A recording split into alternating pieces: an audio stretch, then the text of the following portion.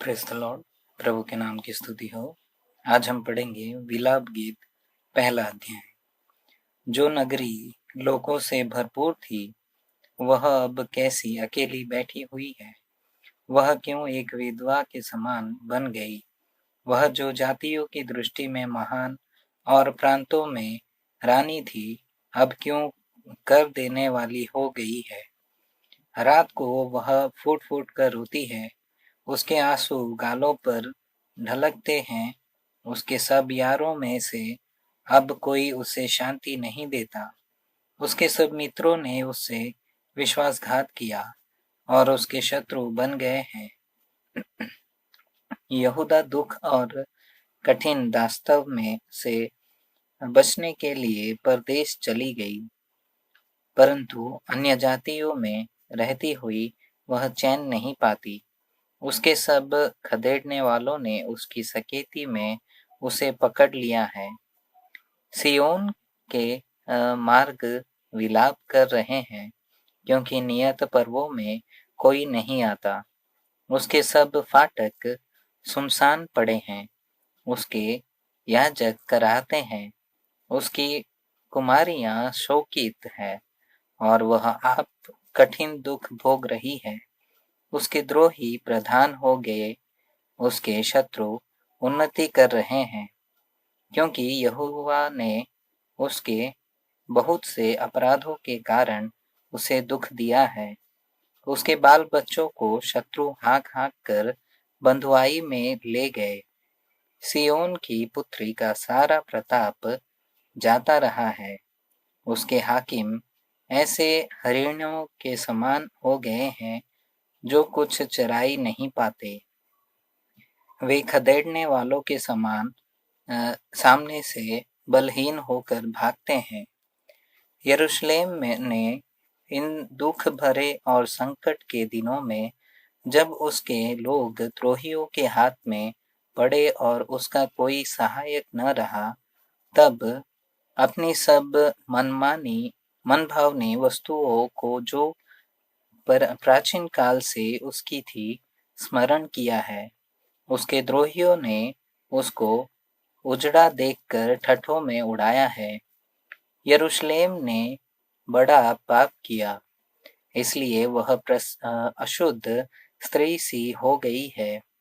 जितने उसका आदर करते थे वे उसका निरादर करते हैं, क्योंकि उन्होंने उसकी नंगाई देखी है। हाँ, वह कराहती हुई मुंह फेर लेती है। उसकी अशुद्धता उसके वस्त्र पर है। उसने अपने अंत का स्मरण न रखा, इसलिए वह भयंकर रीति से गिराई गई और कोई उसे शांति नहीं देता है। यहोवा, मेरे दुख पर दृष्टि कर, क्योंकि शत्रु मेरे विरुद्ध सफल हुआ है। द्रोहियों ने उसकी सब मनभावनी वस्तुओं पर हाथ बढ़ाया है। हाँ, अन्य जातियों को जिनके विषय में तूने आज्ञा दी थी कि वे तेरी सभा में भागी न होने पाएंगी, उनको उसने तेरे पवित्र स्थान में घुसा हुआ देखा है। उसके सब निवासी कराहते हुए भोजन वस्तु ढूंढ रहे हैं। उन्होंने अपना प्राण बचाने के लिए अपनी मनभावनी वस्तुएं बेचकर भोजन मोल लिया है। यहोवा, दृष्टि कर और ध्यान से देख, क्योंकि मैं तुच्छ हो गई हूँ। सब बटोहियों, क्या तुम्हें इस बात की कुछ भी चिंता नहीं। दृष्टि करके देखो, क्या मेरे दुख से बढ़कर कोई और पीड़ा है जो यहोवा ने अपने क्रोध के दिन मुझ पर डाल दी है। उसने ऊपर से मेरी हड्डियों में आग लगाई है और वे उससे भस्म हो गई है। उसने मेरे पैरों के लिए जाल लगाया और मुझको उल्टा फेर दिया है। उसने ऐसा किया कि मैं त्यागी हुई सी और रोग से लगातार निर्बल रहती हूँ। उसने जुए की रस्सियों की नाई मेरे अपराधों को अपने हाथ से कसा है।